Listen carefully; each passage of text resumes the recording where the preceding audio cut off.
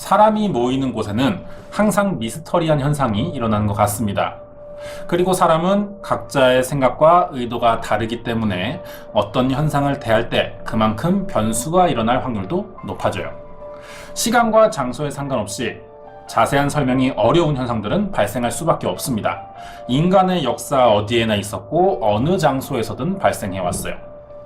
단순히 사람이나 동물, 물건이 사라진다면 주변에 남겨진 단서나 흔적을 보고 찾으려는 시도를 할 수 있습니다.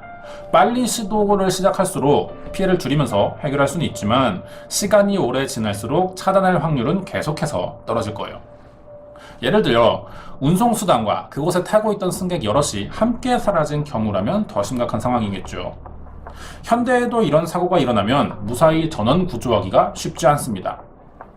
최근에 헝가리 다뉴브 강에서 한국인 33명이 타고 있던 유람선 허블레아니오가 침몰하는 사건이 발생했었는데 이때 20분 만에 구조대가 도착했어요. 그리고 승객 수색 작업을 빨리 시작했죠. 우리나라의 대처와 상당히 달랐습니다.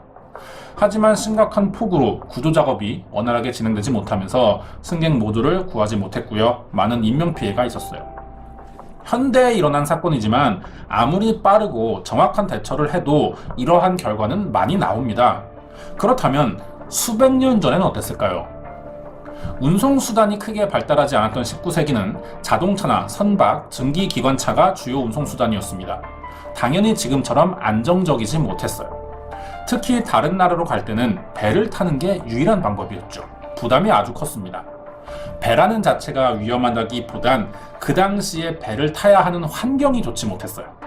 날씨가 매번 좋으리라는 보장도 없고 지금보다 예측하기도 힘들었죠. 해적의 공격을 받는 경우가 많았고 지금처럼 항해 시스템이 부족할 때라 운행 미숙으로 변수가 아주 크다고 볼 수 있었습니다. 하지만 배는 고대부터 나라 간의 무역을 하거나 어업을 위해 반드시 필요한 전통적인 이동수단이었습니다. 분명 위험 부담이 많이 따랐지만 많은 연구 보완을 통해 시대가 지날수록 이런 위험한 요소들이 상당 부분 해결되면서 19세기와 현대에 와서도 주요 운송수단으로 많이 사용되고 있죠.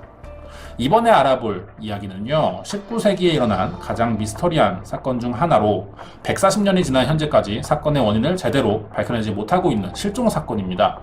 워낙에 미스터리하다 보니 베니싱 현상으로도 알려져 있는데요. 어떤 사건인지 자세한 내용 궁금하시면 구독과 좋아요 부탁드립니다. 1861년 캐나다 노바스코샤주에 위치한 스펜서 섬에서 조슈아 듀이스라는 사람이 배 한 척을 만듭니다. 이 배는 무역에 쓰일 목적으로 이름을 아마존이라 지었어요. 아마존호는 영국으로 갈 예정이었습니다. 그런데 첫 출항부터 아주 이상한 일들이 벌어졌죠. 아마존호는 공동 소유였습니다. 그중 한 명의 아들인 로버트 맥렌런이라는 사람이 첫 선장으로 임명됐고요.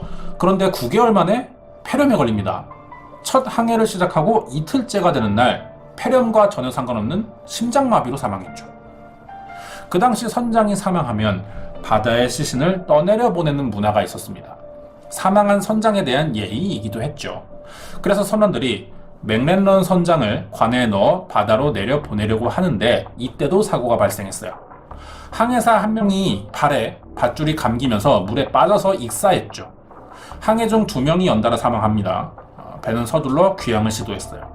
그리고 항구로 돌아오는 길에 배는 계속해서 암초에 부딪히고 일부가 파손되기도 합니다.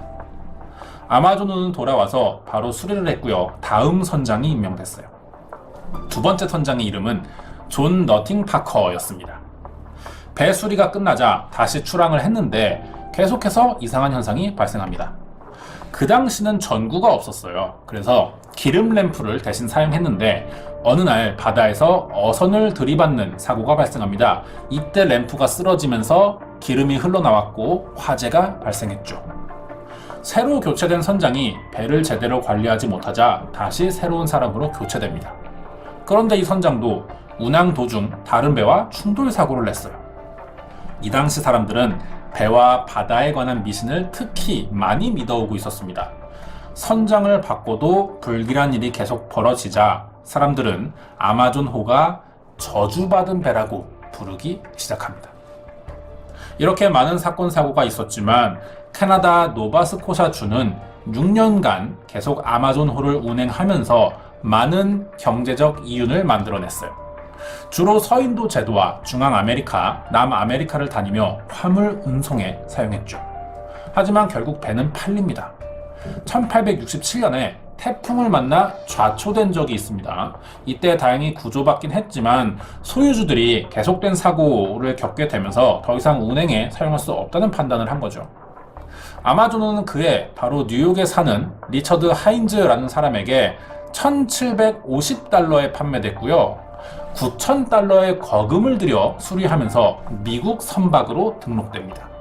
이때 바뀐 이름은 바로 메리 셀레스토호였어요. 이름을 바꾼 이유는 소문 때문이었습니다.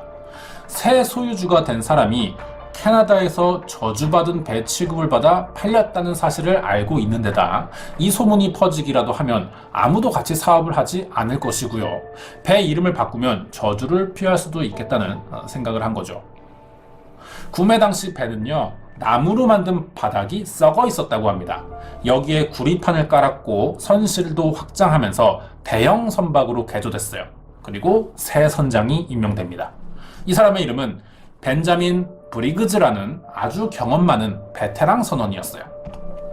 5년 만에 이렇게 새로 태어난 메리 셀레스토는 1872년 11월 7일 새로 임명된 선장과 아내 메리, 딸 소피아, 그리고 선원 7명 등 총 10명을 태우고 이탈리아의 제노바로 출발합니다. 알코올 원액을 나르는 첫 일이었죠. 하지만 메리 셀레스트는 아무리 시간이 지나도 제노바에 도착하지 않았어요. 출발한 지 한 달이 돼가는데도 전혀 소식이 없었습니다. 사람들은 배가 폭풍우를 만나 침몰했거나 해적에 납치됐을 거라고 생각할 수밖에 없었죠. 1872년 12월 5일 영국 여객선인 디 그라티아호의 조타수인 존 존슨이라는 사람은 포르투갈과 아조레스 제도 사이 북대서양에서 수상한 배 한 척을 발견합니다. 이 수상한 배는 돛을 펼친 채 좌우로 기우뚱거리며 위험하게 떠 있었어요. 배가 돛을 펼쳤다는 것은요, 바람의 힘으로 이동 중이라는 뜻입니다. 선원들이 노를 젓고 있지 않다는 것이죠. 즉, 선원들이 운항에 큰 신경을 쓰지 않아도 되는 상황이라야 하는데 정작 배는 기울어지면서 떠 있다는 거예요. 이 광경을 심상치 않게 여긴 디 그라티오의 선장이 신호를 보내봤습니다. 하지만 수상한 배에서는 아무런 반응이 없었어요. 무슨 일이 일어난 것 같다는 생각에 더 가까이 접근해본 선장은 이 배의 정체가 한 달 전 사라진 메리 셀레스토호라는 것을 알게 됐고 선원들과 이 배에 승선해 봅니다. 선장은 곧이어 메리 셀레스토호가 왜 신호에 반응하지 않았는지 알 수 있었어요. 빈대였습니다. 가판이나 조타석, 선실을 들어가 봤지만 한 명도 없었어요. 시신이 발견된 것도 아닙니다. 애초에 빈 배가 바다에 떠 있는 거였어요. 이 외에도 수상한 점이 많았는데 배 전체가 물에 젖은 상태였고 가판과 선실의 통로가 되는 해치라고 합니다. 사다리를 타고 올라가는 거죠. 3개가 있었는데 메인 해치 외에 2개는 닫혀 있었다고 합니다. 하지만 여기엔 물이 고여 있었고요. 화물칸에도 1m 정도 되는 높이의 물이 차 있었다고 합니다. 3개의 물 펌프 중 2개는 고장나 있었고 비상시 탈출에 사용될 구명보트도 없었어요. 배 안에 걸려있던 시계는 고장난 상태였고 나침반도 부러져 있었습니다. 대형 선박일수록 육지로부터 멀리 떨어져 항해하는 경우가 많기 때문에 위도와 경도를 측정하는 육분위, 크로노미터 이것들이 필수죠. 하지만 이것도 발견되지 않았습니다. 배에 닻을 올리고 내리기 위해 연결해 놓은 밧줄도 없어졌고 선내의 모든 물건들이 어질러져 있었어요. 그런데 선실이나 식당은 아주 멀쩡했습니다. 가장 중요한 점은요, 식탁에 놓여있던 음식들이 방금 만들어진 것처럼 따뜻했다는 거예요. 배 상태는 분명히 이상합니다. 하지만 더 중요한 건 안에 타고 있던 사람들이죠. 이 사람들은 도대체 어디로 사라진 걸까요? 분명히 사람이 지냈던 흔적은 있었어요. 선실에는 옷과 신발이 정돈돼 있었고 금고에도 돈, 보석이 그대로 들어 있었습니다. 선실에서 항해 일지를 찾을 수 있었는데요. 1872년 11월 25일까지 항해한 기록만 남아 있었습니다. 이후엔 어떤 기록도 찾아볼 수 없었어요. 그럼 11월 26일에 어떤 사건이 일어나서 배가 발견된 12월 5일까지 10일 정도를 바다에 표류하고 있었다는 이야기가 되겠죠. 적어도 항해 후 13일간은 정상적이었고 그 뒤에 어떤 일을 겪게 된 것 같습니다. 선원과 승객들의 개인 용품도 온전히 남아 있었고요. 금품이 멀쩡하니까 이건 해적의 공격을 받은 것도 아닙니다. 내부에서 싸움이 일어난 것도 아니겠죠. 그렇다면 도대체 이들은 무슨 일을 겪은 거고요? 지금 어디에 있다는 걸까요? 선장은 오랜 고민 끝에 메리 셀레스토호를 포르투갈에 인도하기로 결정합니다. 메리 셀레스토호가 저주받은 배라 여기 휘말리는 게 걱정되긴 했지만 이 배의 선장인 브리그즈와 평소 잘 아는 사이였고 자신의 배보다 먼저 출발했는데 한 달이 되도록 나타나지 않았던 이유가 너무 궁금하기도 했어요. 그리고 일주일이 지나 배는 포르투갈로 보내졌고 바로 메리 셀레스토호의 조사가 시작됩니다. 어떤 결과가 나왔을지 계속해서 알아보겠습니다. 조사를 마친 포르투갈은 메리 셀레스토호 선장과 선주가 고의적으로 낸 자작극이라고 생각했어요. 그럴 수밖에 없던 게 겉으로 보기에 배 상태는 너무 멀쩡한 데다 배가 사고를 냈을 때를 대비해 보상받을 수 있는 거액의 보험이 들어져 있었다는 거죠. 일부러 사고가 난 것처럼 꾸민 다음 선장과 선원들이 어딘가에 숨은 것일 수도 있다는 겁니다. 하지만 자작극 의혹이 금방 풀리는데요. 보험금을 받게 될 경우 배를 팔아서 얻는 이득보다 배 가격이 더 비쌉니다. 일부러 그럴 일은 없었고 디 그라티아오 선장이 평소 친했던 메리 셀레스토의 브리그즈 선장은 절대 그런 일을 할 사람이 아니라고 진술하기도 했죠. 자작극이라기엔 한꺼번에 너무 많은 사람이 흔적도 없이 사라진 게 이상하긴 해요. 인위적으로 이렇게 꾸미는 건 거의 불가능한 데다 경찰은 이미 미국과 영국 항구에 브리그즈 선장을 찾기 위한 수배령을 내린 뒤였습니다. 하지만 한 달 넘도록 소문이나 소식을 전혀 들을 수도 없었죠. 이후 조사는 계속됐어요. 하지만 포르투갈의 추측은 모두 빗나갑니다.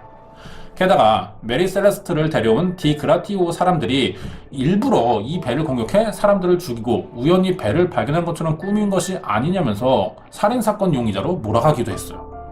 충격을 받은 디 그라티오의 선장은 더 이상 사건에 관여하고 싶지 않아 했고요. 자신들을 메리 셀레스토 사건과 관련이 없다고 했지만 수사기관은 사건 조사가 끝날 때까지 계속 의심했습니다. 결국 디 그라티아호의 선장 모어하우스와 선원들에게서 별다른 혐의점을 찾을 수 없자 이번에는 메리 셀레스토호의 선원들이 반란했을 가능성에 대해 생각해봤어요. 선원들은 미국인 2명을 제외하고 독일인 4명과 덴마크인 1명으로 이루어져 있었습니다. 이들 중 가장 숫자가 많았던 건 독일 선원들이죠. 이들이 평소 가져왔던 불만을 터뜨린 게 아닌지 의심했는데요. 별로 큰 설득은 없었습니다. 배 안에 도끼 자국이나 더럽혀진 칼, 혈흔이 발견된 건 사실이에요. 하지만 소량이었기 때문에 이 흔적만 가지고 반란이 일어났다고 보기엔 너무 많이 나간 생각이죠.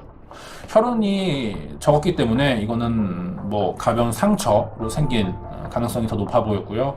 칼과 도끼 자국이 지저분하긴 했지만 이게 범행을 했다고 볼 만한 흔적들은 아니었습니다. 몇 달간의 수사가 계속됐지만 사건이 일어난 원인을 전혀 찾지 못한 채 결국 도저히 원인을 알 수 없음이라는 결과가 나왔어요. 이 사건은 원인을 알 수 없었던 최초의 선박사고이기도 했습니다. 하는 수 없이 메리 셀레스토의 소유주는 보험사를 통해 배를 구조한 모어하우스 사람들에게 5,000파운드를 살해금으로 줄 수밖에 없었죠.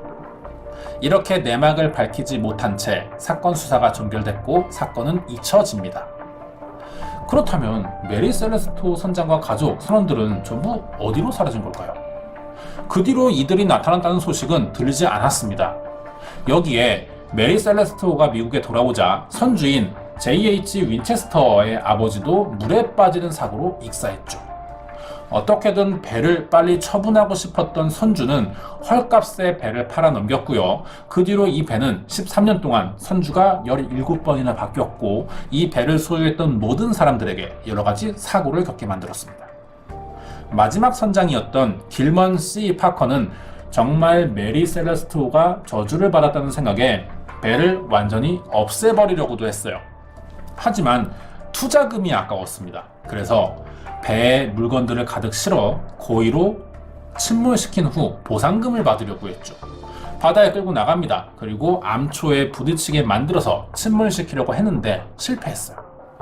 그래서 이번엔 불에 태워 가라앉히려고 합니다. 성공은 했어요. 배가 가라앉았습니다. 그런데 신기한 건 불에 타고 남은 잔해들이 물 위로 떴다는 거예요. 이 잔해들은 구리였습니다. 배 바닥을 구리로 만들었다고 설명했었죠. 배가 손상되기 전에는 부력에 의해 금속이 물에 뜰 수는 있습니다. 하지만 불에 탄 배는 가라앉을 수밖에 없죠. 그런데 이런 금속들이 떠 있었다는 겁니다. 이젠 배도 불에 다 탔어요. 더 이상 수리에 쓸 수도 없는 지경이었고 사람의 힘으로도 없애지 못하겠다는 생각에 결국 탄생한 지 42년 만인 1923년 바다에서 스스로 침몰하도록 메리 셀레스토를 떠내려 보냅니다. 이후 이 배가 어디에서 가라앉았는지 밝혀지진 않았어요. 하지만 경로상 며칠간 바다 위를 떠다니다 아이티 바다 어딘가에 가라앉았을 것으로 현재 추정만 되고 있습니다. 이 사건의 핵심은 배에 타고 있는 선장과 가족들 선원이 사라졌고 전혀 발견되지 않았다는 거예요. 여기에 여러 추측들이 있는데 유력한 두 가지만 알아보겠습니다. 미국에서 출발해 지브롤터 해협으로 향하던 메리 셀레스토의 항해 노선은요, 해상 지진이 자주 일어나는 곳이었습니다. 그만큼 해일이나 여러 기상 변수가 있었을 거예요, 항해 당시에. 이 배가 출발한 날짜는 1872년 11월 7일입니다. 그런데 10일 뒤인 11월 17일에 이 지점에서 폭풍이 크게 일어났다는 관측이 있었습니다. 이때 근처를 지나던 수백 척의 배들이 가라앉거나 사라지는 사고도 있었죠. 하지만 발견된 일지는 11월 25일까지 적혀 있었단 말이에요. 11월 17일 폭풍에서는 살아남았다는 겁니다. 하지만 8일 뒤인 11월 25일에도 폭풍우 관측이 있었습니다. 그러니까 12월 5일 모어하우스 선장이 메리 셀레스토를 발견했을 때는 이미 폭풍을 2번 겪으면서 어떤 피해를 입고 난 후일 가능성이 높아지게 되는 거죠. 아무리 메리 셀레스토가 튼튼하게 설계됐고 금속까지 덧대면서 개조했지만 여러 번 자연재해를 겪으면 내구도가 약해질 수밖에 없습니다. 선장과 선원들이 정확히 언제 사라졌는지 알아낼 방법은 없지만 높은 확률로 자연재해를 겪으면서 구명보트를 타고 대피했다가 다시 배로 돌아가려고 했지만 파도가 계속 심했던 거죠. 그래서 돌아갈 수 없었고 바다 위에 표류했다가 사망했을 가능성이 높다는 것이죠. 두 번째는 2006년입니다. 이탈리아의 유명 화학자인 안드레아 셀라 박사가 새로운 추측을 했어요. 메리 셀레스토는 알코올 원액들을 화물로 싣고 있었죠. 하지만 모어하우스 선장이 배를 발견했을 때는 몇 개의 통들이 열려 있었다고 합니다. 이 부분이 중요하다는 거예요. 폭풍우를 겪으면서 원액통이 열렸고 안에 들은 알코올이 흘러나왔다면 원액이니까 화재가 일어날 가능성이 충분히 있다는 겁니다. 에탄올은 낮은 온도에서도 쉽게 불이 붙습니다. 그리고 그을림이 생기지도 않아요. 발견 당시에 어떤 폭발 흔적이 없었기 때문에 자연재해가 원인이 아니라면 이 가설이 현재로서는 가장 유력해 보이는데요. 안드레아 박사가 이 가설에 대한 실험을 해봤습니다. 당시 메리 셀레스토와 유사하게 내부를 만들고 알코올을 흘려보낸 다음 불을 붙여봤더니 정말로 폭발이 일어나긴 했어요. 하지만 이 폭발로 인해 내부 온도가 높게 올라가지는 않았고 순식간에 불이 꺼진 데다 주변이 불에 타지는 않았습니다. 즉 폭발은 가능하지만 이게 화재까지 일어나지는 않는 일시적인 현상이라는 거죠.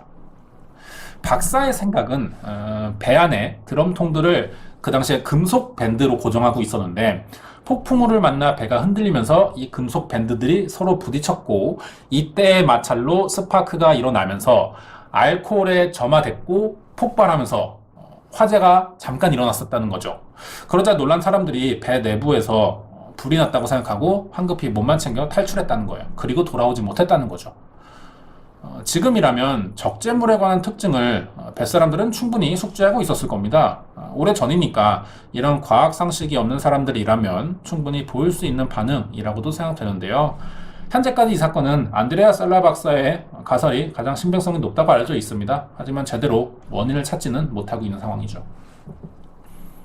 배에 타던 사람들이 구명보트를 타고 탈출하는 데까지 성공은 했지만 왜 배로 다시 돌아오지 못했는지는 여전히 설명하고 있지 못해요.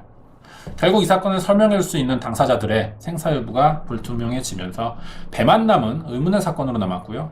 영원히 풀리지 않는 미스터리로 남게 됩니다. 준비한 내용 여기까지입니다. 지구상에서 일어난 가장 미스터리한 선박 사고라고 불리는 메리 셀레스트 호에 관한 사건 파일이었습니다. 메리 셀레스트 호 이야기는 정확히 밝혀진 게 없습니다. 이러한 가설만 남아있고요. 사실 입소문으로 전해지면서 몇 가지 과장된 내용들이 있거든요. 이 사건이 미스터리하게 느껴지는 가장 큰 원인 중 하나는요, 그거죠. 배 안에 있던 음식들이 따뜻한 상태로 남아있었다라는 이야기인데, 이게 사실 각색된 이야기입니다. 왜곡됐어요. 이 부분은 설명할 건데, 항해일지가 11월 25일까지 써있다는 것도 사실과 다릅니다. 실제로는 이 사건의 자료 보관이 제대로 돼 있지 않아요. 그래서 정확한 마지막 항해 날짜가 언제인지 확인되지 않고 있습니다. 그러면 왜 사실과 다른 이야기들이 전해지고 있는지 알아봤더니 이 책 때문이었어요. 메리 셀레스트 호 사건 16년 뒤인 1884년에 제이 하바쿡 제퍼슨의 증언이라는 단편 소설이 나왔는데요. 메리 셀레스트 호 사건을 각색하면서 쓴 책이고, 이 내용이 사람들에게 알려진 거죠. 책 내용은 유사인종이 백인들에게 학대를 받자 이들을 공격해 죽이고 빈 배를 바다에 띄워 보냈다거나, 배 안에 있던 사람들만 사라지고 발견 당시 다른 물건이나 음식, 난로불이 그대로 타고 있었다는 내용인데요. 다 소설에서 나오는 지어낸 이야기입니다. 마치 유령선 같은 이야기가 실제로 있었던 것처럼 묘사되어 있다는 것이죠. 재미있게 써졌다 보니까 이 책이 인기를 끌었어요. 그래서 많은 사람들이 이 책의 내용을 신뢰하게 됐고, 실제 사건 내용들과 소설 내용이 섞이면서 만들어진 거죠. 자, 그렇다면 이 소설을 쓴 사람은 누구일까요? 셜록 홈즈 시리즈라고 써있죠. 최근 제 미스터리 사건에서 자주 등장하고 있는 사람이고요. 여러분들도 잘 알고 있는 추리소설가 코난 도일입니다. 코난 도일이 유명해진 계기가 이 소설 때문이었어요. 원래는 병원을 운영하던 의사입니다. 이 사람은 안과 의사였는데, 책을 써서 취미로 써서 출판했는데 이 책이 병원 수입보다 많아진 거예요. 그래서 소설 작가로 정식 등단하게 됐거든요. 결국 메리 셀레스트 호 사건은 실제 이야기가 각색되거나 와전되면서 마치 사실처럼 믿게 돼버리는 다른 미스터리한 사건들과 비슷한 패턴으로 잘못 알려지고 있는 내용들이었다는 겁니다. 실제 사건을 각색해서 소설로 판매했다는 점에서 사회적인 무리라고 보는 시선도 있었어요, 그 당시에. 하지만 코난 도일은 이런 문제를 전혀 고려하지 않았던 것으로 보이고요. 평소 심령술이나 강령술에 굉장히 빠져있던 사람이랑 이러한 미스터리한 사건들은 모두 영혼이 일으킨 장난이나 저주라고 진지하게 믿었습니다. 이 소설도 설득력 있는 가설이 될 수 있다고 생각했던 것 같아요, 이 사람은. 당시 메리 셀레스트 호의 선장과 가족 중에 유일하게 생존한 사람이 있어요. 아더라고 하는데, 이 사람은 학업 때문에 배를 타지 않았던 겁니다. 그리고 나중에 코난 도일의 책이 나오면서 충격을 받았었다고 전해지죠. 생각보다 굉장히 심각한 일로 느껴지는 건데요. 코난 도일을 다시 보게 되는 계기가 될 수도 있습니다, 이 사건이. 자, 우리나라의 어느 날 세월호의 미스터리라는 제목으로 사실과 다른 내용의 책이 나왔고요. 이 책을 쓴 사람이 큰 돈을 벌면서 정식 소설가가 된다면 어떤 문제가 있을지 너무 뻔하죠. 코난 도일이 1884년에 이걸 한 사람이에요. 아마 이 책으로 어떤 영향이 생길지 예상 못했거나, 아니면 알면서도 일부러 유명세를 위해 책을 썼는지는 코난 도일만 알겠죠. 여기까지입니다.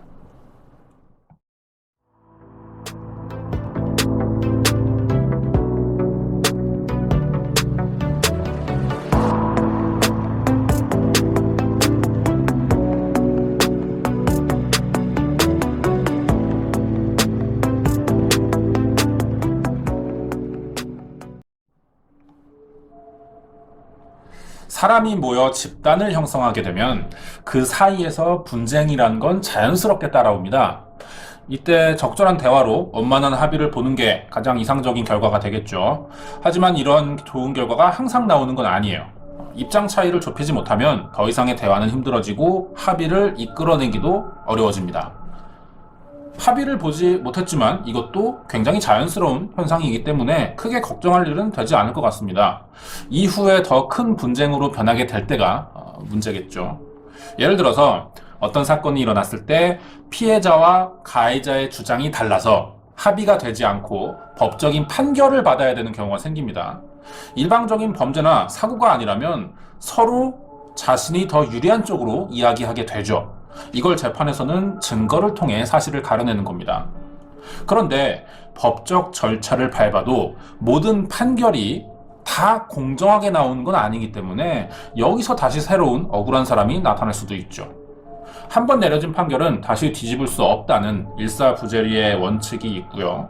한쪽의 입장을 과하게 봐준다거나 부당한 재판으로 끝나는 아주 특별한 경우가 아닌 이상 판결대로 따라야 합니다. 그렇기 때문에 억울함을 제대로 풀지 못하는 안타까운 사건들이 분명히 있어요.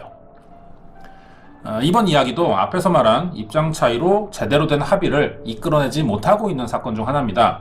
오랜만에 국내 사건 준비했는데요. 자세한 내용 궁금하시면 구독과 좋아요 부탁드립니다. 시작하기 전에 이번 사건을 부르는 이름이 나라마다 달라요. 이거 좀 알고 가겠습니다. 우리나라는 우키시마호 사건이라고 부릅니다. 그런데 일본은 우키시마 마루 사건이라고 불러요.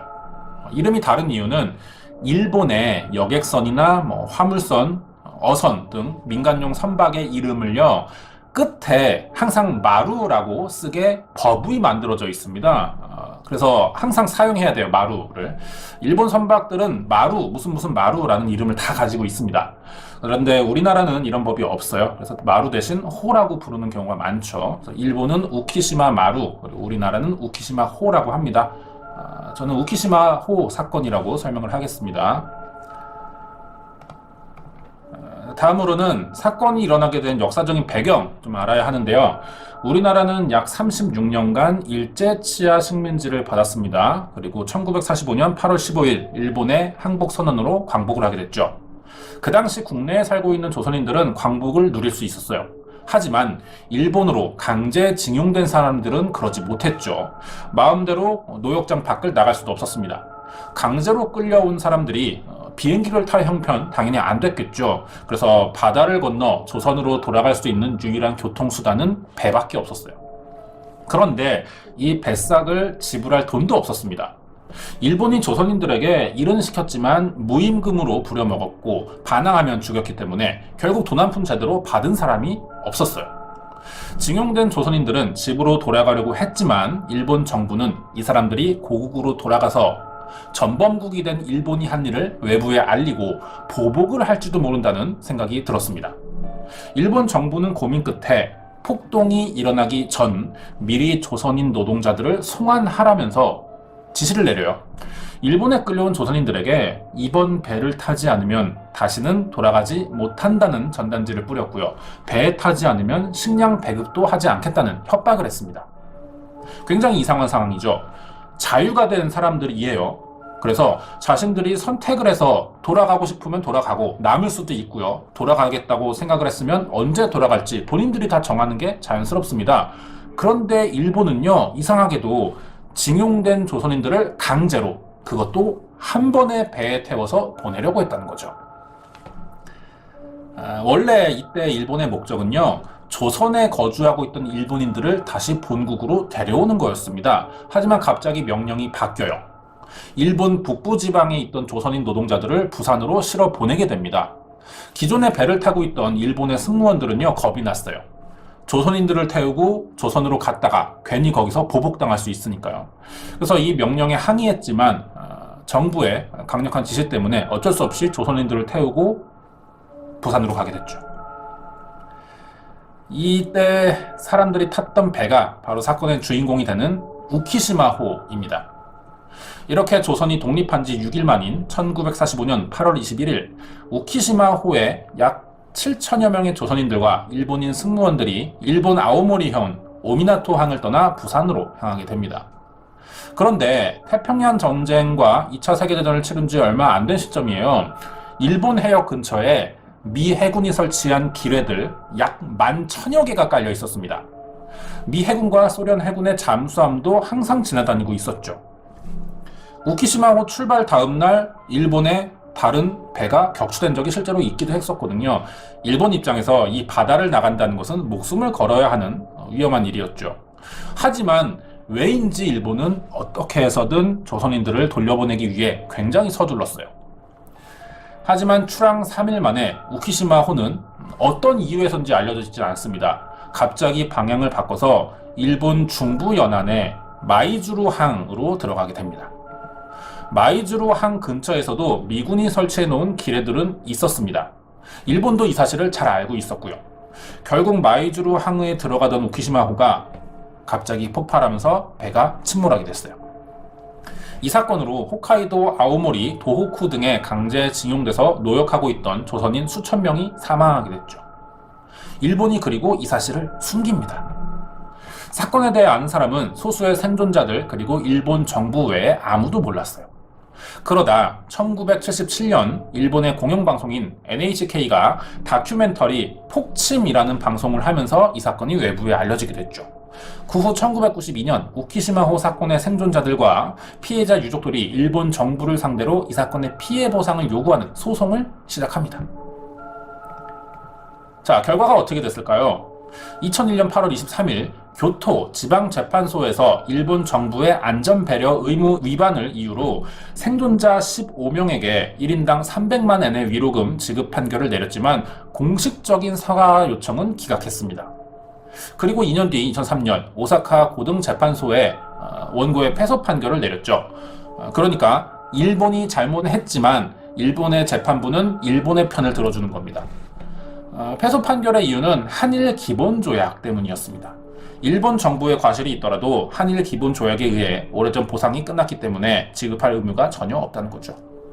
한일 기본조약은 1965년에 일본과 한국 국교 정상화와 보상 문제 해결을 위한 체결조약입니다. 이 조약으로 외교 관계가 정상화됐고요. 청구권 문제가 해결되면서 긴밀하게 경제 협력 관계가 시작됐던 것이죠. 한국은 이 협정을 통해 보상받은 금액으로요, 국내에서 일어나는 경제 활동을 원활히 하는데 필수적인 산업들의 대부분 투자합니다. 피해자들에게 돌아간 게 아니에요. 우리가 이용하는 고속도로나 제철, 재련 등의 금속 산업, 석탄, 석유, 전력 사업 등이 여기에 해당되는데요. 이런 산업에 투자하면서 많은 돈이 들어갔어요. 그러다 보니까 일제 강점기를 겪은 직접적인 피해자들에겐 보상이 하나도 이루어지지 못한 거죠. 대신 위로금 형태로 보상한 적은 있어요. 그런데 이것도 모든 사람들이 공평하게 받은 건 아닙니다. 지금도 양측 정부는 조약 해석의 차이로 논란이 생기고 있죠. 다시 사건으로 넘어와서 보상 문제는 무리가 있다 하더라도 피해 사실에 대한 사과가 없다는 사실이 또 중요한 부분인데요. 우키시마호 침몰 사건을 두고 한국과 일본은 아직도 극명한 입장 차이를 보이고 있습니다. 먼저 일본이 주장하는 사건 개요와 진행 과정, 침몰 원인을 한번 알아볼게요. 조선인들을 실은 우키시마호가 순항 중에 미군이 바다에 깔아둔 지뢰를 건드리면서 폭발이 일어났다는 겁니다. 바닷속에 설치하는 수중 지뢰는 우리가 기뢰라고 부릅니다. 기뢰라고 설명할게요. 당시 우키시마호가 항해하던 마이주루만에는 기뢰들이 많이 깔려 있었어요. 조심히 움직여야 했던 건 사실입니다. 바다에 깔린 기뢰들 중 자성을 띠는 기뢰는 우키시마호가 보유한 장비로 탐색을 할 수 있었지만 함선에서 나오는 음향에 반응하는 기뢰의 경우 기뢰를 제거하는 배인 소해정이 따로 필요한데 이 배와 타이밍이 맞지 않아서 생긴 사고였다고 주장했어요. 운이 없었다는 이야기죠. 그리고 원래 가려던 목적지인 부산이 아닌 마이주루로 돌아간 이유는 배의 연료가 바닥났고 잠수정이 공격해오거나 다른 사고가 날 것을 대비해 승무원과 탑승자 대부분을 갑판으로 대피시켰기 때문에 피해를 줄일 수 있었다고도 설명했습니다. 정리하면은 일본은 미국이 설치한 기뢰 때문에 배가 침몰했으니 이것은 미국의 잘못이라 자신들이 보상해줄 의무는 없다는 이야기죠. 미군이 설치한 기뢰 때문에 일어난 사고라고 주장하는 구체적인 근거도 있었는데요.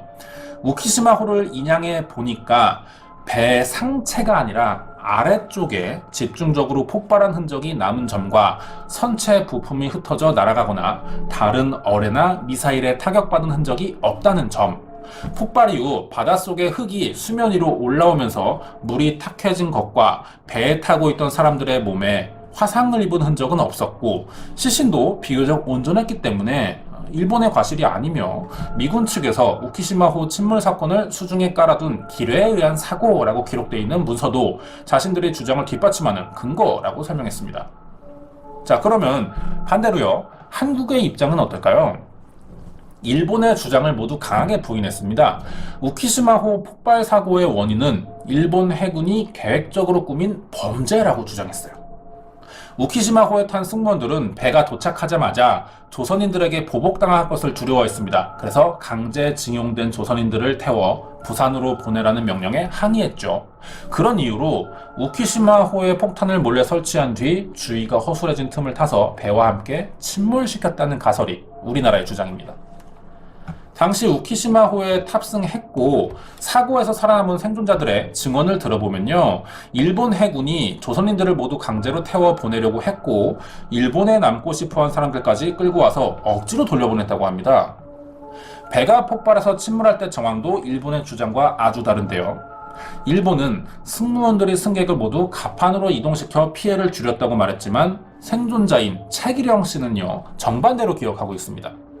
승무원들이 갑자기 조선인을 배 밑으로 내려가라며 떠밀었고 그 사이 배 위에 남아있던 다른 승무원들은 보트를 타고 몰래 빠져나갔는데 그 뒤에 우키시마호가 폭발한 것이라고 증언했어요.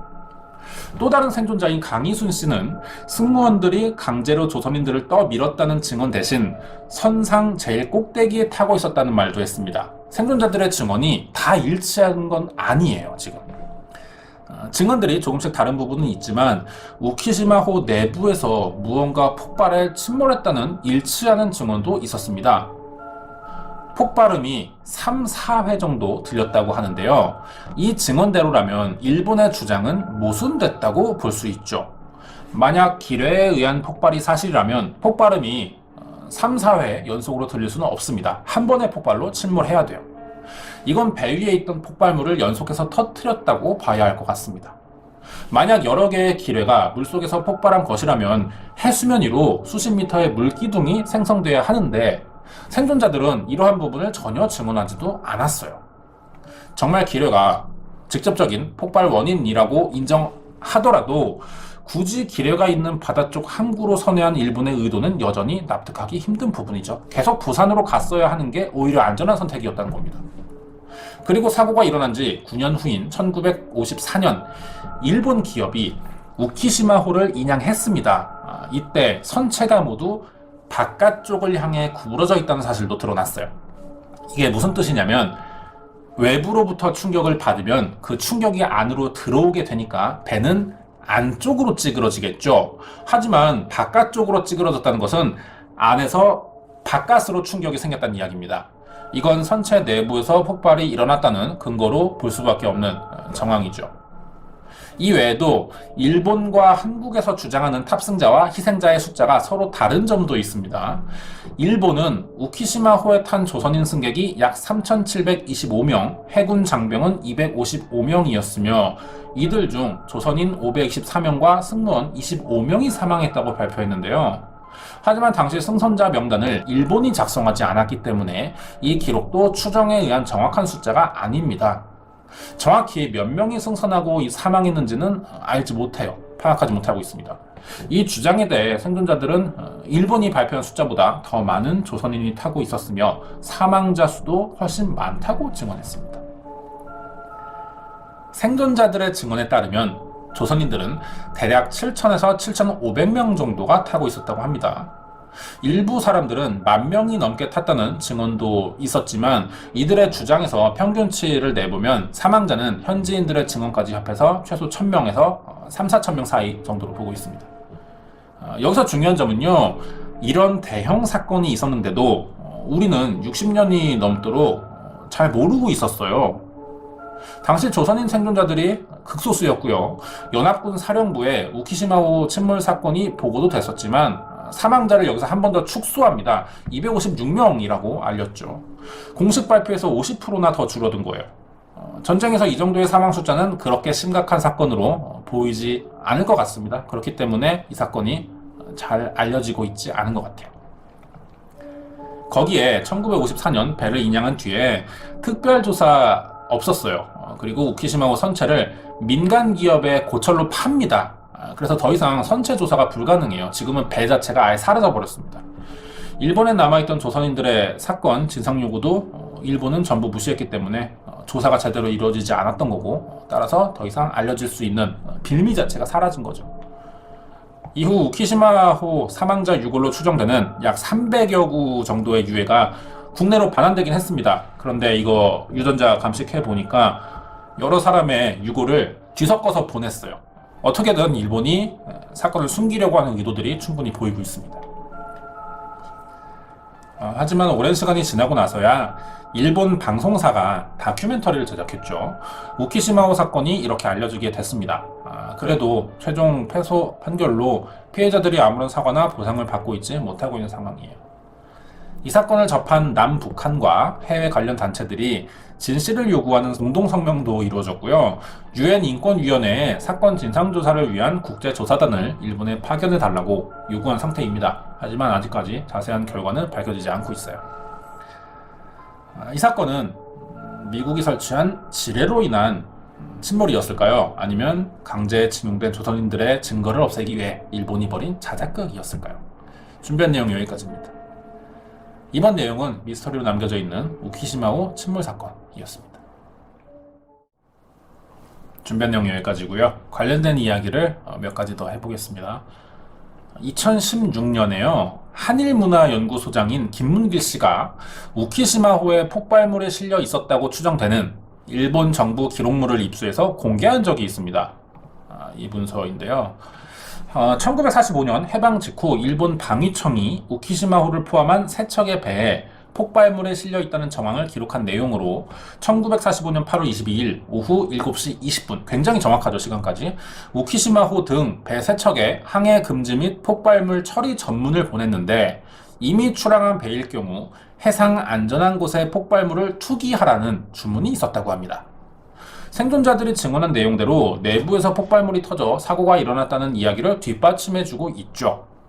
이 내부 문건을 통해 조선의 징용자들을 내려줄 경우 살아서 일본으로 돌아오지 못할 것이라는 일본 승무원들의 생각에 항해하다 말고 배를 폭파시킨 뒤 달아난 것이 확실하다라고 주장도 했습니다.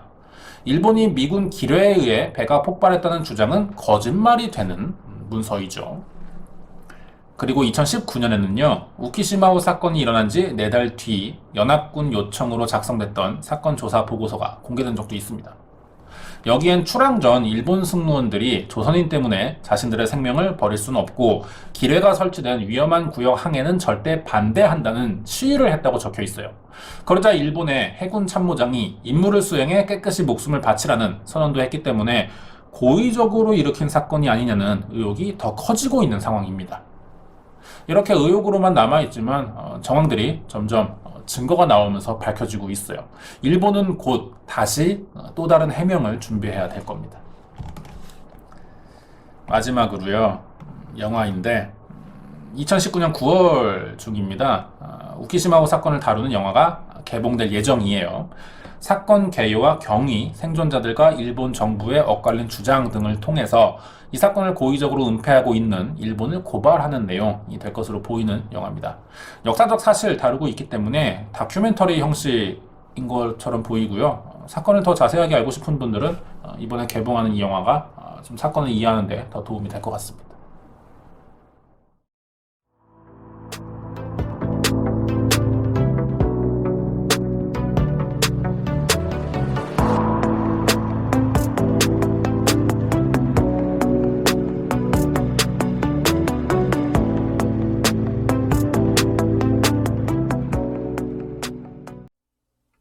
안녕하세요, 신지우입니다. 저는 전세계의 미스터리한 사건 사고를 소개하고 있습니다.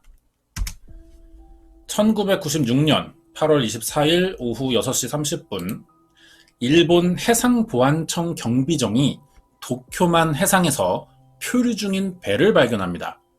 현장에 출동해 상황을 파악해보니 굉장히 심각한 일이 벌어지고 있던 거예요. 한국인 1명과 인도네시아 선원 6명이 타고 있었는데 배 구석의 작은 방 안엔 조선족 6명이 감금되어 있는 겁니다. 그리고 배 안의 분위기가 너무 이상했어요. 이 배의 이름은 페스카마 15호라고 합니다. 일본에서 발견되기 5일 전인 8월 19일 부산 경찰서에 실종 신고가 돼 있던 배였어요. 페스카마호는 6월 7일 한국인 선원 7명과 인도네시아 선원 10명을 태우고 부산항에서 출발했습니다. 목적지는 남태평양의 미국령인 피닉스 섬 근처예요. 참치잡이를 할 계획이었고 중간에 괌에 들러서 조선족 선원 7명을 태우기로 합니다. 이들은 2등 항해사 전 제청과 일반 선원 6명이었어요. 이 당시 중국에선 코리안 드림이 유행이었습니다. 우리나라도 한때 미국에 돈 벌러 가는 사람들이 많았죠. 비슷했어요. 한국에 가면 큰 돈을 벌 수 있다는 소문에 많은 사람들이 중국에서 찾아왔고 주로 어선이나 농장에서 일했습니다. 하지만 페스카마호는 생각하던 코리안 드림과 거리가 조금 멀었던 것 같아요. 조선족 선원들이 배에 탄 지 2달 만에 어떤 사고로 일본에서 발견된 겁니다. 한국인 선원은 1명 빼고 모두 사라진 데다 인도네시아 선원들도 몇 명 보이지 않았거든요. 대체 페스카마호에서는 어떤 일이 벌어졌던 걸까요? 자세한 내용이 궁금하시면 구독과 좋아요 부탁드립니다. 1996년 6월 7일 오후 1시 30분 부산 남항에서 선장 최 씨와 갑판장 강 씨, 1등 항해사 이 씨를 포함한 한국인 7명과 인도네시아 선원 10명이 페스카마호에 탔습니다. 최 씨는 선장으로 승진한 뒤 첫 출항이었어요. 이 씨도 1등 항해사로 승진한 상태라 이번 항해에 의욕이 많았고 그만큼 선원들에 대한 기대가 컸을 겁니다. 기분 좋게 남태평양으로 향했죠. 하지만 괌에 들러서 조선족 6명을 태우면서부터 배의 분위기는 점점 이상해지는데요. 6월 27일 조선족과 인도네시아 선원들에게 첫 조업 준비 작업을 시켰습니다. 문제는 선장과 갑판장들이 이 외국인 선원들에게 일을 못한다며 구타와 욕설을 한 거예요. 보통 뱃사람들이 거칠다는 이미지가 있죠. 이게 아마 원양어선에서 주로 일어나는 폭력이 흔하기 때문이라고 알려져 있어서 그런 것 같습니다. 아마 폐쇄된 공간에서 오랫동안 바다 위에 떠 있다 보니까 이런 환경이 사람을 날카롭게 만들기 쉬워서 생기는 일 같아요. 조선족 선원들은 한국인 선원들이 몽둥이, 쇠파이프, 주먹으로 자신들을 폭행했다고 주장하거든요. 하지만 이 사건에서 살아남은 유일한 한국인인 이 씨는 폭력이 있었던 게 사실이긴 하지만 조선족들이 말하는 것만큼의 수위는 아니었다고 합니다. 어쨌든 6월 27일 폭행 사실은 서로가 인정하고 있어요. 자세한 이야기 들어보니까 이날 선장이 선원들에게 투승 작업을 지시했습니다. 투승 작업은 참치를 잡기 위해 고등어 등에 미끼를 끼워서 바다에 던지는 작업이에요. 이때 선장인 최 씨가 쇠파이프를 들고 선원들을 지시했는데 도중에 일이 서툰 선원들이 답답해서 혼내려고 집합을 시켜요. 그리고 가장 일이 서툴렀던 조선족 선원 이춘승의 어깨를 쇠파이프로 내리칩니다. 그러자 이춘승도 선장의 얼굴을 때리며 참치 손질용 칼을 집어들었어요. 위협을 했거든요. 이미 조선족 선원들은 자신들을 폭력적으로 대하는 한국 선원들에게 불만이 쌓여 있었습니다. 그런데 그중 한 명이 폭행까지 당하니까 더 이상 참을 수 없게 된 거죠. 이를 거부하면서 집단으로 망치와 도끼, 몽둥이들을 집어든 거예요.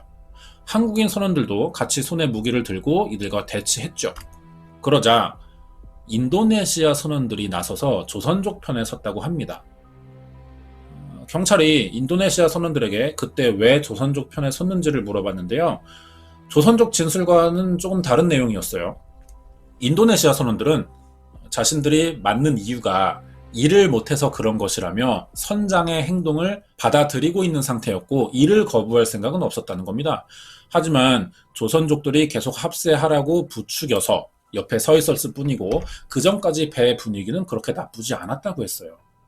그러면서 정확한 이유는 모르지만 조선족들이 일하기 싫어했다는 말을 했습니다. 확실히 한국인과 조선족 사이에 어떤 갈등이 있던 건 분명히 보이죠.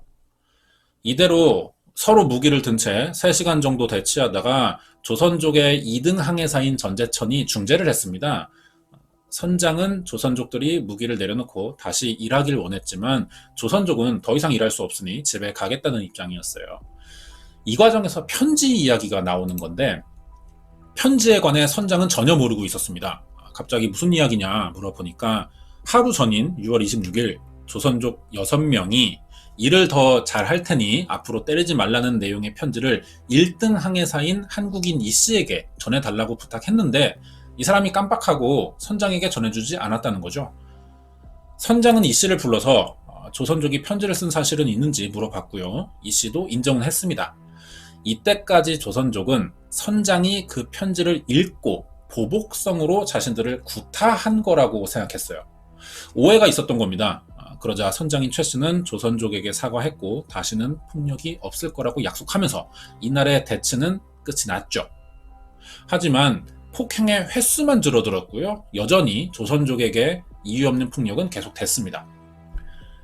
조선족 주장에 의하면 폭력도 폭력이지만 노동 강도가 학대 수준이었다는 거예요. 하루에 2시간에서 많아야 6시간 정도밖에 재우지 않았고 밥도 제대로 주지 않았다는 겁니다. 이렇게 외국인 노동자를 막대하는 이유는 우리나라의 임금 구조 문제 때문인 것으로 보이거든요. 한국 선원은 어획량에 따라서 돈을 받아요. 그렇기 때문에 어획량이 많을수록 좋겠죠. 일을 많이 하면 많이 버는 겁니다. 하지만 매달 일정 금액을 받는 외국인들은 어획량이 적어야 편하겠죠. 이런 입장 차이 때문에 한국인 선원들은 외국인을 더 많이 일시켜야 했고 외국인은 여기에 반발하는 겁니다. 사건을 맡은 검찰은 6월 27일 대치극이 끝낸 이후 조선족이 매일 한두 명씩 아프다며 조업에 참가하지 않았고 한국 선원들은 여기에 스트레스가 많았던 것으로 확인했어요. 이춘승의 일도 있던 데다가 매일 한두 명씩 아프고 심지어 한 달 정도 작업을 거부하는 일도 생겼습니다. 조선족에 대한 적대감이 자연스러웠다는 거죠. 그래서 결국 바다 위에서 작업을 시작한 지 한 달 만인 7월 28일 조선족 6명은 육체적, 정신적으로 힘들다며 하선을 요구했습니다. 일정 도중에 배를 돌리면 손해가 너무 커요. 선장이 나서서 아프다는 선원들에게 그래서 약도 지급하고 다음날 오후까지 쉬게 해주겠다고 설득하자 조선족은 다시 조업에 참여하겠다는 약속을 합니다. 그래서 휴일이 끝나요. 하루가 지나죠. 29일 오후 3시였어요. 선장이 조선족들에게 다시 일을 지시합니다. 그런데 조선족 전재천과 최만동 이외에 5명이 거부하는 거예요. 또 하선을 시켜달라는 겁니다. 계속. 1등 항해사인 한국인 이 씨가 이 상황을 선장에게 알렸고 선장은 조선족 선원들을 한 명씩 조타실로 불러서 면담을 해봤죠. 조선족들은 여전히 하선하겠다는 입장이었습니다. 그리고 7월 30일 한국인 선원들이 징계위원회를 열었어요. 전재천을 포함한 조선족 6명의 하선을 결정했죠. 이게 페스카마호 선상 반란의 시작이었습니다. 7월 30일 밤 8시 최 선장은 최만봉 씨를 제외한 조선족을 차례로 불러 하선 증명서와 각서를 보여주며 지장을 찍으라고 했습니다. 조선족 선원 중 최만봉 씨만 유일하게 배에서 내리지 않고 조업에 참여했거든요. 하선 증명서는 선상에서의 난동과 조업 거부로 하선을 결정했고 중국으로 가는 왕복 항공비와 그동안 잡지 못해 생긴 어획량의 손해배상 비용, 하선 장소까지 가는 기름값까지 모두 본인들이 부담해야 된다는 내용이었어요. 페스카마호에 탄 조선족들은 회사에 한국 돈으로 100만 원 정도인 중국 돈 1만 위안의 소개비를 내고 온 사람들입니다. 1만 위안이면 중국에서 수십 개월 정도의 월급이에요. 이 당시 중국 시세와 비교해보면 집 한 채가 2만 5천 위안 정도 하고 중국 공무원이나 교사 월급이 400에서 700 위안 정도였다고 하거든요. 그러면 소개비 1만 위안은 엄청 큰 돈이 되는 거죠. 이런 손해를 보면서라도 하선을 하겠다는 거예요. 그런데다가 선장은 소개비와 보증금으로 낸 담보금 5만 위안부터 항공비나 조업 손실 비용까지 모두 부담하라고 했습니다. 돈 벌려고 왔다가 조선족들이 너무 많은 빚을 지게 된 거예요. 이제 자신들은 인생이 끝났다는 생각이 들 정도였다고 합니다. 사실 선장이 한 말은 다 협박이었어요. 조선족 선원들이 물을 금액은 훨씬 적었는데 선장이 화가 나서 겁을 준 겁니다. 이 사실을 알 리가 없는 조선족은 앞으로 이렇게 큰 돈을 빚지고 살 수는 없다고 생각했죠.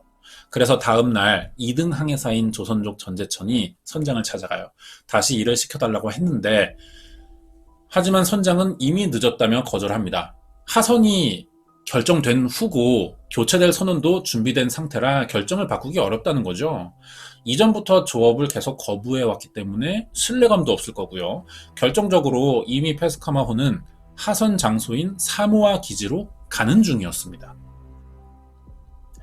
조업 참여를 거절당하자 이제는 조선족 선원들이 발에 불이 떨어졌어요. 이대로 가면 배는 하선 장소에 도착하고 내리는 순간 감당 못할 빚이 생길 겁니다. 조선족은 어쩔 줄 몰라 하고 있는데 그때 2등 항해사인 전재천이 와서 백충범에게 술창고 열쇠를 줬거든요. 마음도 별로 안 좋으니까 술이라도 한잔 하면서 좀 고민해보자 이런 의도였습니다. 백충범이 술을 꺼내와서 다른 조선족 선원들과 나눠 마셨거든요. 그러면서 앞으로의 각자 계획을 이야기해봤어요. 사모아 섬에 내리면 도망간다거나 중국에 돌아가도 집으로는 가지 않겠다 이런 생각들입니다. 여기서 2등 항해사인 전재천은 사범대 졸업생이고요. 원래 직업이 교사예요. 여기 배에 탔던 조선족들 중에 가장 학력이 높습니다. 하지만 자식 셋을 학교에 보낼 돈이 없어서 이 돈을 좀 벌어보려고 페스카마호에 탔던 거예요. 다른 조선족들보다 생활 환경이나 교육 수준이 높은 이성적인 사람이었지만 어쨌든 지금 배 위에서는 이 사람도 조선족이라는 거죠. 입장이 비슷한 거예요. 다 같이 술 마시면서 이제 신세 한탄하고 있는데 결론이 이렇게 난 거예요. 문제는 자신들의 인생이 이렇게 된 건 모두 한국인 선원들 때문이라는 거죠. 그렇게 조선족들은 한국인 선원을 다 죽이고 한국이나 일본에 밀항할 계획을 세우게 됩니다. 1등 항해사인 이 씨는 살려두기로 합니다. 유일하게 배를 조종할 수 있는 사람이라 조선족들 입장에서 꼭 필요했어요. 가장 먼저 죽일 사람은 선장이었죠. 그러려면 흉기가 필요했습니다. 참치잡이 어선이니까 흉기를 구하는 건 어렵지 않아요. 특히 선장에게 폭행당했던 이춘승은 그 뒤로 계속 자기 침실에 칼 2자루를 숨겨두고 있었습니다. 그러다 이날 한 자루를 최금호라는 조선족에게 줬어요. 백충범도 창고에서 칼 3자루를 가져와 다른 조선족 선원들에게 나눠주고 조타실에 숨어서 한국인 선원들이 잘 때까지 기다립니다. 전재천이 한 명씩 불러내서 죽이려는 계획이었어요. 전재천이 유인을 맡은 건데 2등 항해사라 조선족 중엔 유일하게 조타실로 접근할 수 있는 사람이라서 그랬습니다. 사건이 일어난 날은 8월 2일이에요. 새벽 3시 전재천은 본부에서 호출이 왔다며 선장을 조타실로 불러냅니다. 그리고 선장이 나오지 못하게 조타실 문을 잠가요. 조타실 안에는 이미 참치 손질용 칼을 든 조선족 6명이 있었습니다. 최 선장은 이날 배와 목을 찔려 살해당했고 최금호, 백충범, 이춘승이 선장의 시신을 바다에 던졌죠. 선장 살해가 끝나고 30분 만에 이번엔 갑판장 강씨의 살해를 준비합니다. 이번에도 전재천이 선장이 부른다며 강씨를 조타실로 유인했고 갑판장이 들어오는 순간 조선족 선원들이 도끼를 휘둘렀어요. 하지만 갑판장이 체격이 좋습니다. 키가 180에 몸무게가 130이나 나가요. 날아오는 도끼를 잡은 겁니다. 그러자 전재천은 최일규에게 갑판장 등을 찌르도록 시켰고 이 칼까지는 피하지 못한 강씨는 최일규 손에 찔려 죽습니다. 갑판장도 바다에 버려졌어요. 다음 목표는 1등 항해사인 이 씨를 감금하는 일이었습니다. 선장이 의논할 일이 있다는 말로 전재천이 또 조타실에 유인해낸 거예요. 밤늦은 시간에도 선장은 급한 일 있으면 불러내는 경우들이 가끔 있었거든요. 이 씨가 의심 없이 조타실로 들어갔죠. 그러는 순간 뒤에서 누가 줄로 목을 감았고 청테이프로 입을 막았습니다. 전재천은 지금 선장과 갑판장이 상어와 놀고 있으니 반항하지 말고 순순히 따르라며 음료수 창고에 가뒀어요. 이 씨는 4시간 30분간 갇혀 있었다고 합니다. 그 사이 조선족 선원들은 나머지 한국인 선원을 다 죽였어요. 이때 예상하지 못한 일이 일어나는데요. 인도네시아 선원인 페리, 요크, 순다가 이들의 살해 장면을 목격한 겁니다. 조선족 선원들은 긴급 회의에 들어갔고요. 결국 이 사람들을 범행에 가담한 공범으로 만들기로 했어요. 공범을 만들려면 다시 죽을 사람이 필요하죠. 인도네시아 선원들도 사람을 죽여야 되는 겁니다. 이게 바로 19살의 최동호 군이었어요.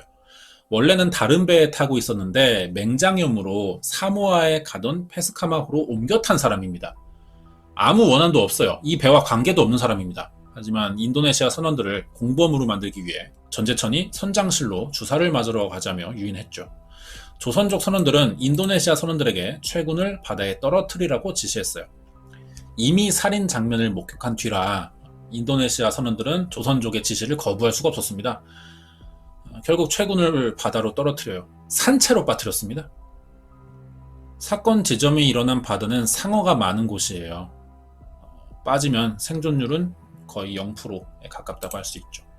이런 곳에 맹장염으로 누워있던 사람을 빠뜨린 겁니다. 조선족들은 목격자를 남기지 않기 위해 같이 하선하지 않기로 한 최만봉과 공범으로 만들지 못한 나머지 인도네시아 선원들을 죽이기로 해요.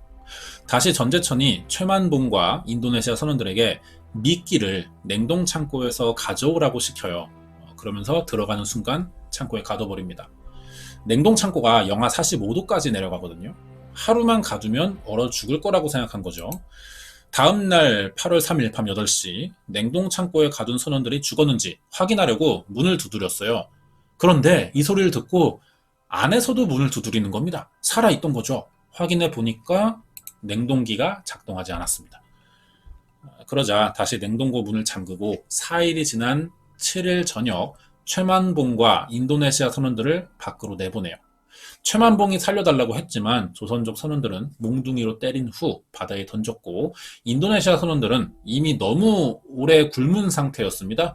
폭행을 굳이 하지 않아도 저항하지 못할 정도였어요. 다 같이 바다에 던집니다. 이렇게 페스카마호의 살인은 끝이 나죠. 조선족 선원들은 1등 항해사인 한국인 이 씨에게 자기들은 이제 밀항하겠다면서 배를 일본으로 돌리라고 했어요. 이 씨는 항해를 하면서 말은 통하지 않았지만 남아있는 인도네시아 선원들이 자기 편인 것을 느꼈다고 합니다. 그리고 기회가 오면 조선족을 제압하겠다는 생각을 전했어요. 8월 24일 오전 9시 이 씨에게 결국 기회가 찾아옵니다. 이 배는 연료통이 좌우로 있습니다. 양쪽에 있는데 한쪽만 소모되고 있던 거예요. 한쪽 연료만 써버리면 배가 기울겠죠. 그래서 동시에 사용되는 게 정상입니다. 아니면 급한 대로 짐을 반대쪽에 옮겨서라도 이 배의 균형을 맞춰야 돼요. 이 씨가 이걸 이용한 거죠. 배를 급회전시켜서 짐을 한쪽으로 쏠리게 만드는 겁니다. 배가 10도쯤 기울었어요. 그러자 조선족과 인도네시아 선원들에게 냉동창고 짐을 왼쪽으로 옮겨달라고 했습니다. 그래서 다들 냉동창고에 들어가 짐을 옮기려고 하는데 이때 인도네시아 선원들만 몰래 빠져나오게 했고 조선족들만 안에 남자 이 씨가 문을 잠가버리는 거죠. 밖에 있던 전제천은 직접 제압했고요. 그리고 일본 해상보안청에 발견된 겁니다. 페스카마호가 발견되자 한국은 일본 정부에 선박 인도 요청을 했어요. 이 사건은 수사권을 갖는 과정이 생각보다 복잡했는데요. 한국, 중국, 인도네시아 선원들의 사건인데다 현장이 되는 배는 온두라스 겁니다. 그런데다가 일본에서 발견된 거죠. 관련된 5개국이 만나야 됐어요. 협의를 거쳤습니다. 국제법상 일본에서 발견됐으니까 자신들이 1차 조사를 할 생각이었는데 한국 정부는 자국인 사망자 수가 가장 많으니 한국에서 조사해야 된다고 주장했거든요. 이게 받아들여진 거예요. 그래서 한국이 배를 가져가고 사법처리 관할권을 행사하겠다며 중국에 통보했습니다. 페스카마호는 이렇게 출항한 지 85일 만에 부산으로 되돌아온 거죠. 검찰은 해상 강도살인, 사체 유기, 폭력 등에 관한 법률 위반으로 기소했고 조선족 선원들은 1심에서 모두 사형을 선고받습니다. 하지만 2심은 무료 변호를 자처한 어느 인권 변호사의 활약으로 전제천을 제외한 모두가 무기징역을 받아요. 감형된 거죠. 여기에 2006년에 그것이 알고 싶다에서 이 사건을 소개했었거든요. 이때 전제천은 주범이 아닐 수도 있다는 보도를 했어요. 교도소에서 전제천과 다른 조선족 선원들이 주고받은 편지를 보면요. 전제천은 무고하다는 내용이 적혀 있다고 합니다. 전제천도 자기는 직접 주범이 아니라고 주장하는 데다가 이런 편지까지 나오니까 사건은 현재 밝혀진 것과 조금 다를지도 모른다는 이런 여론이 생기는 거죠. 전재천은 자기가 범행에 가담했고 사형을 받아 마땅하다고 말합니다. 하지만 주범은 아니라는 거예요. 자기는 2등 항해사였고 한국 선원들과 대화할 수 있는 위치라 무언의 압력을 받아왔다고 합니다. 그리고 2007년 전재천은 대통령의 특별 사면을 받아 무기징역으로 감형됐어요. 범행에 가담한 전원은 지금 교도소에 있고요. 인도네시아 선원 중 실습생 살인에 가담한 3명은 강요된 행위로 저지른 일이라 형법 제12조를 적용해 불기소 처분됐습니다. 1996년에 일어났으니까 25년 정도 된 사건인데 아직도 이 사건은 말이 많아요. 왜냐하면 정치적으로 이용되기도 하기 때문이죠. 그 이유는 뒤에 관련된 이야기에서 알아보겠습니다. 준비한 내용은 여기까지예요. 이번 이야기는 1996년 조선족에게 한국인 선원들이 살해당한 페스카마오 선상살인사건 파일이었습니다. 네, 이 사건은 만화책으로도 나와 있습니다. 박인권 작가의 선상반란이라는 만화책인데 그림체 보면 좀 요즘 스타일은 아니에요. 그런데 내용이 굉장히 중립적인 시각이고요. 자세하게 사건을 그려놨어요. 참고 삼아 보시면 이해하는 데 좀 도움이 될 것 같습니다. 자, 그리고 이 사건이 정치적으로 계속 이야기가 나올 수밖에 없는 이유인데요. 2심에서 활약한 그 인권 변호사가 지금 우리나라 대통령이라 그렇습니다. 문재인 정부 최대의 약점 중 하나인데요. 아마 퇴임 이후에도 이 사건은 평생 따라다닐 거라고 생각들어요. 자, 냉정하게 보겠습니다. 정치 성향 상관없이. 재판에서 변호사의 역할은 피고의 무죄만 주장하는 데 있지는 않죠. 공정하고 합리적인 절차의 재판과 형량을 알맞게 조정하기 위한 피고의 대리인입니다. 이 사건은 살인 혐의를 가진 피고의 형사재판이에요. 필요적 변호사건이라고 합니다. 그래서 변호사가 무조건 있어야 하는 재판이라는 거죠. 없으면 재판은 열리지 않아요. 강제로 진행될 경우에는 판결이 인정되지도 않습니다. 형사재판의 피고들은 그래서 변호사를 선임해야 돼요. 이때 만약 피고가 변호사를 선임할 능력이 안 되면 나라에서 지정해 줍니다. 그걸 국선 변호사라고 부르죠. 그런데 지명된 변호사가 거절할 수 있어요. 그런 변호사가 지정될 때까지 재판은 미뤄지게 됩니다. 사실 누구라도 이런 사건을 맡기는 부담이 좀 되겠죠. 재판 이후를 생각해 보면 변호사를 계속 해야 되는데 한국인을 살해한 조선족의 변호를 맡은 사람이라고 소문나버리면 지명도가 좀 떨어질 수 있잖아요. 하지만 결국 누군가는 해야 됩니다. 선배들의 부탁으로 어쩔 수 없이 맡는 경우들도 있어요. 이런 사건들이. 의뢰인이나 사건의 내용이 사회 일반으로부터 비난을 받는다는 이유만으로 수임을 거절해서는 안 된다는 변호사 윤리 규칙도 있습니다. 어떻게 보면 이런 사건을 맡는 변호사는 곤란한 입장일 수도 있다는 생각이 들죠. 그렇기 때문에 살인범의 변호를 맡는다고 해서 무턱대고 욕할 수는 또 없어요. 너무 하고 싶진 않은데 어쩔 수 없이 맡게 되면 형식적으로 의욕 없이 하는 변호사들도 있긴 하거든요. 어떤 감정이나 목적 없이 그 변호 역할 자체만 충실히 하는 겁니다. 먼저 변호사가 살인범을 변호하는 의도는 크게 3가지로 생각해 볼 수 있죠. 누군가는 해야 되기 때문에 총대를 맺거나 아니면 엄청난 돈을 약속받았거나 아니면 정말 이 사람을 도와주고 싶어서일 겁니다. 문재인 대통령은 어떤 이유로 이 사건을 맡았을까요? 국선으로 지명되지 않았고요. 조선족 측에서 사건 수임을 부탁해왔습니다.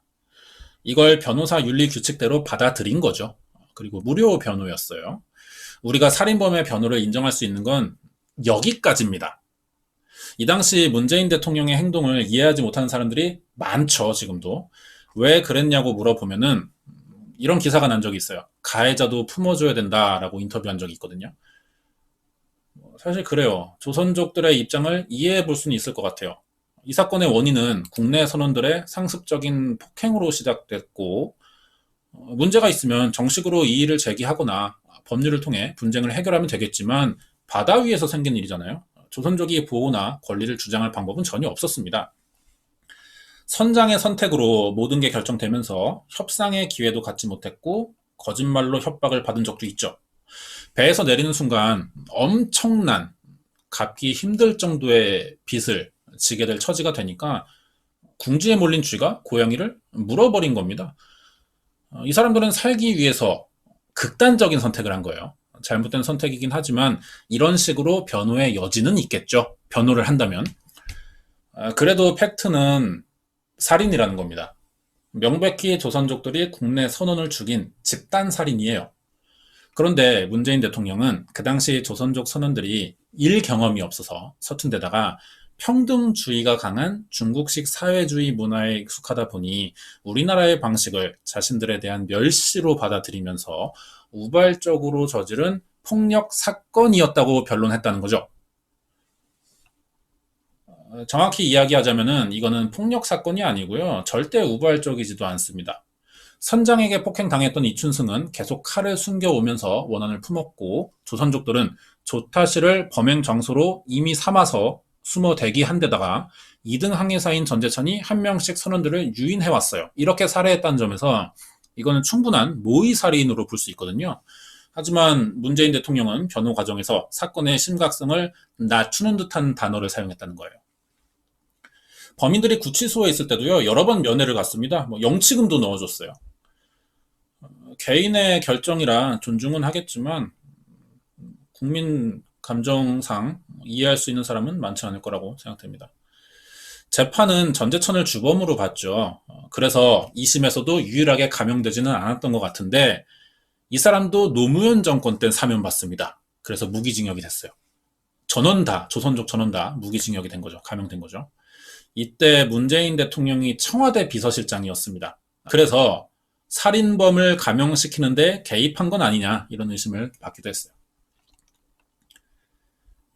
재미있는 점은요. 23년 전 페스카마우 살인사건의 변호 이후 대통령으로 집권한 상태에서 비슷한 일을 다시 겪었다는 겁니다.